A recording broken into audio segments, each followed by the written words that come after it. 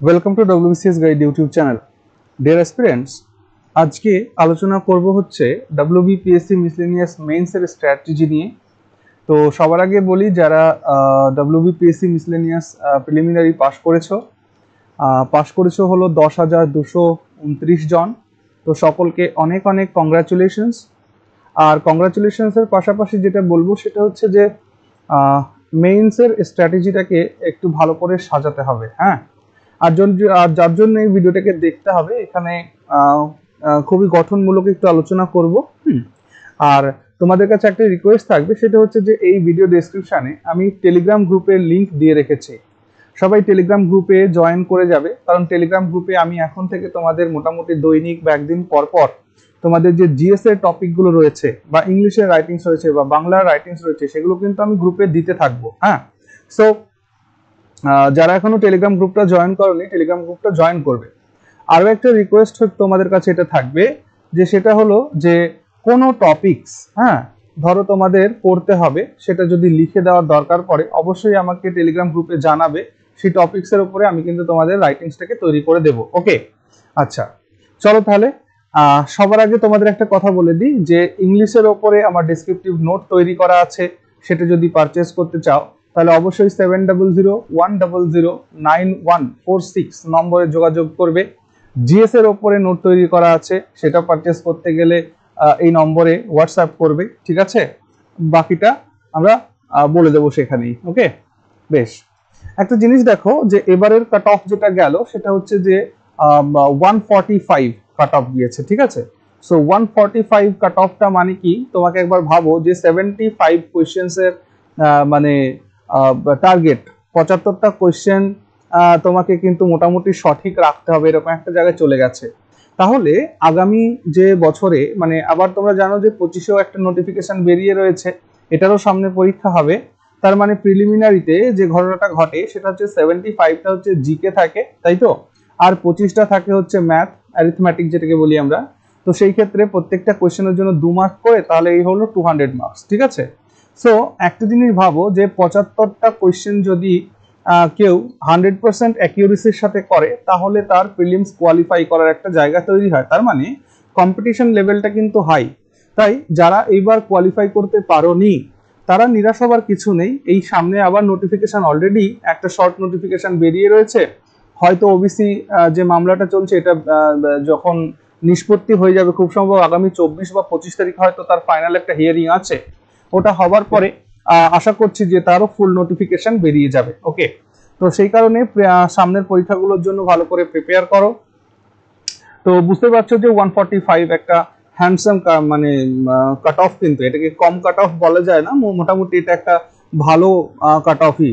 ওকে, so চলো দেখো, মেইনসে তোমাদের যেটা করতে হবে, আমাদের আজকে যেহেতু মূল আলোচনা আমি করছি সেটা হচ্ছে মেইনস নিয়ে, মেইনসে কি করে কি প্রিপেয়ার করবে।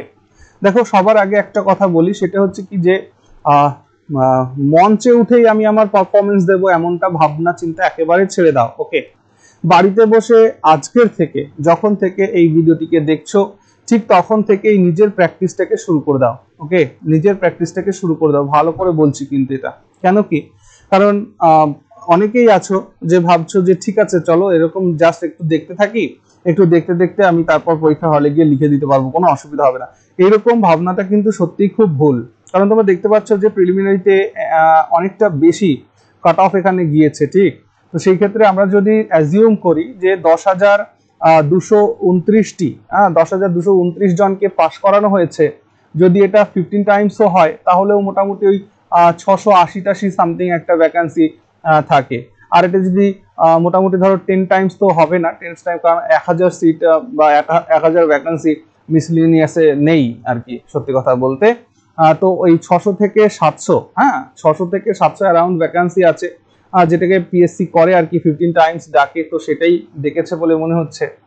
আর যদি 20 টাইমস ডাকে তাহলে আরো একটুখানি কমে যাবে, কিন্তু 20 টাইমস যদি ডাকে তাহলে 500 এর কাছাকাছি ভ্যাকান্সি চলে যাবে। সো এগুলোকে ছেড়ে দাও, এগুলো ভাবনা চিন্তা বাদ দাও, কি ভ্যাকান্সি আছে কি না আছে, নিজেরটাকে বেটার দেওয়ার চেষ্টা করো। ওকে, নিজেরটা যাতে 100% হয় সেটাকে একবার ভাবো। দেখো, তোমাদের 3টে পেপার থাকবে পরীক্ষাতে। ওকে, তিনটে পেপারে তোমরা দেখতে পাচ্ছ যে ইংলিশ রয়েছে, ইংলিশে থাকছে হচ্ছে 150 মার্ক। ওকে, আমি এই সমস্তটা নিয়ে আলোচনা করব। তারপর তোমাদের বাংলাতে থাকছে, যার বাংলা, হিন্দি, উর্দু, নেপালি, সাঁওতালি যার যা ভাষা সেটাতে থাকছে 150 মার্ক। আর জেনারেল স্টাডিজ এবং অ্যারিথমেটিক মিলিয়ে থাকছে হচ্ছে 150, অর্থাৎ জেনারেল স্টাডিজ থাকবে 100 মার্কসের আর অ্যারিথমেটিক হচ্ছে 50 মার্কসের। ওকে, সো এই জায়গাগুলো থেকে কিন্তু নাম্বার ক্যারি করা, তোমাদের ফাইনাল মেরিট তৈরি হবে হচ্ছে 450 প্লাস এরপরে থাকবে হচ্ছে পিটি। ওকে, 450 প্লাস পিটির উপরে ডিপেন্ড করে তোমাদের ফাইনাল মেরিট তৈরি হবে। সো এই রিটেন টেস্টটাকে মনোযোগ দিয়ে খুব ভালো করে দেওয়ার চেষ্টা করো, কারণ এই রিটেন টেস্টটাকে তোমরা প্রিপেয়ার করলে যেটা হবে সেটা সামনের মিসেলিনিয়াসটাও কমপ্লিট হবে, সামনের ক্লার্কশিপটাও কমপ্লিট হবে এবং ডাব্লিউবিসিএসটাও ক্লিয়ার হবে। হ্যাঁ, সো এটাকে হেলা করার একেবারে জায়গা নেই, এর গুরুত্ব রয়েছে অনেকটা।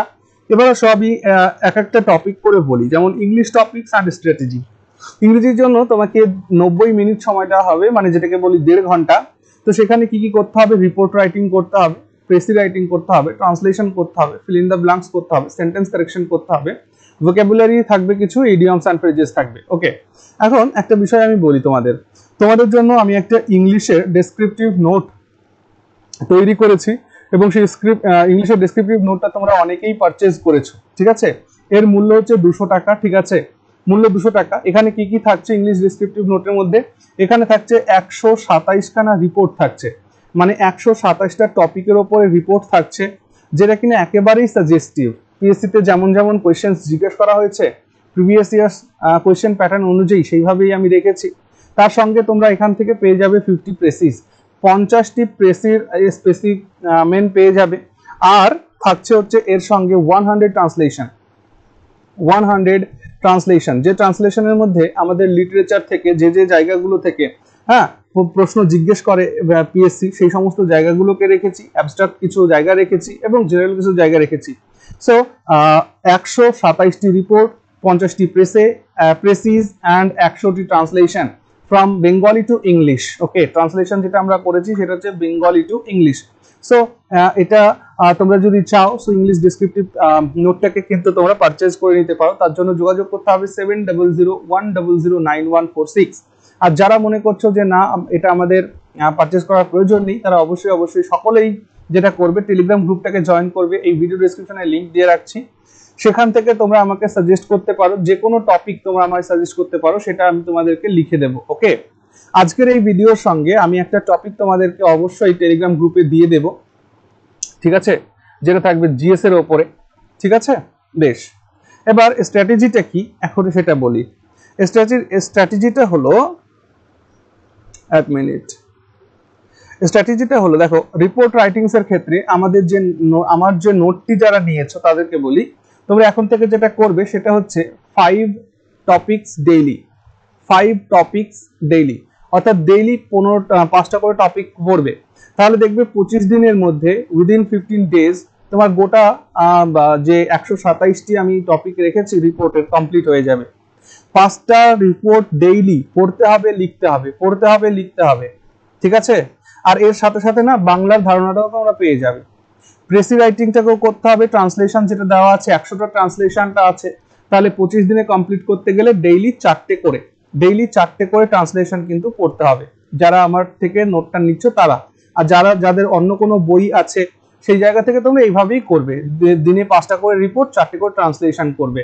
আর সাথে সাথে দেখো সেন্টেন্স কারেকশনের জন্য আমি তোমাদের 2-1 দিন আগেই একটা ভিডিও করে দিয়েছিলাম, যেখানে 2009 থেকে শুরু করে 2019 পর্যন্ত মেইনসে যতগুলো কোয়েশ্চেন এসেছিল সেন্টেন্স কারেকশনের, সেটা কিন্তু আমি করিয়ে দিয়েছি। তোমরা একবার চ্যানেলে ভিজিট করলে সেটা পেয়ে যাবে। এই 2-4 দিন আগেই আমি করে দিয়েছি সেন্টেন্স কারেকশনের। তার মানে গ্রামারের পুঙ্খানুপুঙ্খ নলেজটা কিন্তু থাকা চাই। ঠিক আছে, চলো। আর ভোকাবুলারি ইডিয়মস এর ক্ষেত্রে আমি তোমাদেরকে ক্লাস দেব, নোটও দেব। ওকে, বেশ। এবার আসো বেঙ্গলিতে কি করবে। বেঙ্গলিতে কি কি থাকছে? প্রতিবেদন রচনা থাকছে, সারাংশ লিখন থাকছে, অনুবাদ থাকছে, আর এক কথায় প্রকাশ থাকছে। বেসিক্যালি এটা হচ্ছে একদম মেইন জিনিস বলছি। এর বাইরেও গ্রামারের কিছু একটা টপিকস থাকবে, যেমন ওই তোমার ধরো মানে কি বলে এটাকে, বাংলার যে গ্রামারের টপিকগুলো না, ওটা 2-1টা কিন্তু থাকতে পারে। ওকে, সো প্রতিবেদন রচনা দেখো, report writing, precis writing, translation একই ব্যাপার। এখন কথা হলো যে বাংলায় কোত্থেকে পড়বে, এটা অনেকের মনে কোয়েশ্চেন আছে। তো আমি একটা কথা বলি, বাংলার জন্য এই দেখো একটা বই কিরণ পাবলিকেশনের WBCS এর যে পেপার 1 যেখানে বাংলা থাকে, তার জন্য না বাংলা নামেই এই বইটা রয়েছে। সো এই বইটা খুবই সুন্দর একটা বই, যেখানে তোমরা লেটার রাইটিং পেয়ে যাবে বাংলার প্রতিবেদন, অনুবাদ, সারাংশ, ব্যাকরণ, এভরিথিং তোমরা এই বইটার মধ্যে খুব সাজানো পাবে, এবং তার সাথে সাথে মডেল যে প্র্যাকটিস সেট সেটাও কিন্তু এখানে পেয়ে যাবে। সো এই ছবিটা আমি ইন্টারনেট থেকে নিয়েছি। সো এটা কততম এডিশন আমি জানি না, তোমরা যেটা চেষ্টা করবে সেটা হচ্ছে কারেন্ট এডিশনটাকে, এই বইটাকে নেওয়ার চেষ্টা করবে, ঠিক আছে? তাহলে এই বইটা যদি থাকে তোমার কাছে, তাহলে বাংলার যে রাইটিংস আছে না, সেটা কিন্তু চিন্তামুক্ত হয়ে যাবে তোমরা। ওকে, কি বললাম? তাহলে এবার কথা হচ্ছে স্ট্র্যাটেজি কি দাদা এটা করার। স্ট্র্যাটেজিটা হলো যে বাংলাতে এই প্রতিবেদন, যেমন এটা বললাম, এটা 5 রিপোর্টস ডেইলি, 5টা করে ডেইলি পড়তে হবে। হ্যাঁ, আর সারাংশ করবে কটা? সারাংশ 4টে করে, 3টে 4টে 5টা যা খুশি করতে পারো, অনুবাদও তাই। হ্যাঁ, মোটামুটি 5টা করে টপিক যাতে ডেইলি কমপ্লিট করতে পারো সেরকম করে চলবে। ওকে, বেশ। আর এবার আসো জিএস আর অ্যারিথমেটিক স্ট্র্যাটেজি। আমি বললাম জিএস এর জন্য তোমাদের 150 মিনিট সময় দেওয়া হবে, মানে হচ্ছে 2.5 আওয়ার্স, মানে 2.5 ঘন্টা সময় তোমরা এখানে পাবে। সেখানে ডেসক্রিপটিভ জিকে থাকবে, আর তোমার থাকবে হচ্ছে শর্ট আনসার রাইটিং জিকে থাকবে। যেখানে ডেসক্রিপটিভ জিকেতে 3টে কোয়েশ্চেন লিখতে হবে, 20 মার্কের 1টি আর 15 মার্কের 2টি। ওকে, আর এই ডেসক্রিপটিভ জিকের জন্য, অর্থাৎ যেটাকে আমরা বলছি পেপার 1, এটাকে বলা হবে পেপার 1, আর এটাকে বলা হবে paper 2। Okay, paper 1 and paper 2 GS এর। তো পেপার 1 এর ক্ষেত্রে আর পেপার 2 এর ক্ষেত্রে আমি সাজেস্টিভ জিকের একটা নোটস তৈরি করেছি। সেই নোটটাকে যদি পারচেজ করতে যাও, দাম রেখেছি মাত্র 100 টাকা। অবশ্যই 7001009146 এই নম্বরে তোমরা আমায় হোয়াটসঅ্যাপ করবে, কল করবে না, হোয়াটসঅ্যাপ করবে, আমি তাহলে এটা তোমাদেরকে দিয়ে দিতে পারবো। ওকে, ব্যাস। তাহলে জিএস টপিক গুলো কমপ্লিট করবে কি করে? দেখো, জিএস টপিকের মধ্যে যেগুলো আছে সেখানে আমি 57টি টপিক রেখেছি, 57টি টপিক, এবং পিএসসি যেটা ট্রেন্ড 57টি টপিক সেটা। আর আজকের ভিডিওর শেষে আমি তোমাদেরকে দেখাবো যে 10টা টপিক আমি বেছে দিব, যে 10টা টপিক মনে হয়েছে আমার যে এর মধ্যে থেকে কোনো না কোনো একটা পরীক্ষাতে থাকতে পারে বলে আমার ধারণা। এবার তারপরেও তোমাদের যদি বারবার বলছি, মনে করো তোমাদের কোনো একটা টপিক লিখতে হবে, বা তোমাদের মনে হচ্ছে এই টপিকটা লিখে দিলে ভালো হয়, অবশ্যই তার জন্য টেলিগ্রাম গ্রুপটাকে জয়েন করবে। এই ভিডিও ডেসক্রিপশনে লিংক দেওয়া আছে, সেখানে তোমরা আমাকে যে টপিক তোমরা বলবে সেই টপিকটাই কিন্তু আমি তোমাদেরকে নোটটা তৈরি করে দেব। ওকে, ফ্রি অফ কস্ট, তার জন্য কোনো পয়সা দেওয়া লাগবে না, ঠিক আছে? আচ্ছা, অ্যারিথমেটিকের ক্ষেত্রে কি আছে? অ্যারিথমেটিকের ক্ষেত্রে আছে হচ্ছে তোমার 10টা কোয়েশ্চেন থাকবে 5 মার্কের। অর্থাৎ এখানে কিন্তু অ্যারিথমেটিক কি করতে হবে? আমাকে ডিটেলসে করতে হবে। ডিটেলস মানে মাধ্যমিক লেভেলে যেমন করে করেছো ঠিক তেমন করে করতে হবে। অর্থাৎ কি ডিটেলস কোয়েশ্চেন? দেখো, ডিটেলস অ্যারিথমেটিক বলে ভয় পাওয়ার কোনো জায়গা নেই। ডিটেলস অ্যারিথমেটিকের অর্থ হলো যে তুমি একটা কোয়েশ্চেন পেলে কি করো, সেই কোয়েশ্চেনটাকে তোমার রাফ শিট যেটা হয় এমসিকিউ পরীক্ষাতে কি করো, রাফ শিট যেটা থাকে সেই রাফ শিটে সলভ করো না। জাস্ট এইখানে যেটা করতে হবে, রাফ শিটে যে সলভটা করছো সেই সলভটাই মেইন আনসার যে স্ক্রিপ্ট সেটাতে লিখতে হবে, একটুখানি লিখে লিখে করতে হবে। বুঝতে পারলে কি বলেছি? এটা হচ্ছে অ্যারিথমেটিকের কথা বললাম। ওকে, আর জিএস এর মধ্যে 2 মার্কের 25টা কোয়েশ্চেন থাকবে, ওই 5টা করে সেট থাকবে আর কি। বুঝতে পারলে? যেখানে অ্যাক্রোনিম থাকবে। সো আমি এই জিএস নোটের মধ্যে সমস্তটাই আর কি প্রোভাইড করেছি। ওকে, বেশ। আচ্ছা, এরপর আসো আমি তোমাদের কতগুলো টপিক বলি। আমি এই 10টা টপিককে আপাতত বেছেছি, যেটা তোমাদের অবশ্যই করতে হবে প্রিপেয়ার ফর জিএস। ওকে, যেমন 1 নম্বর হচ্ছে ইন্ডিয়ার সাকসেসফুল চন্দ্রযান মিশন 3 আর new milestone in space exploration, এই শিরোনামে তোমাকে লিখতে দিতে পারে। Operation Sindoor and India's defensive role to end cross-border terrorism, the rise of deepfake technology, এটা খুবই ইম্পর্টেন্ট, ডিপফেক টেকনোলজি এটাও দিতে পারে। হ্যাঁ, challenges for democracy and media ethics.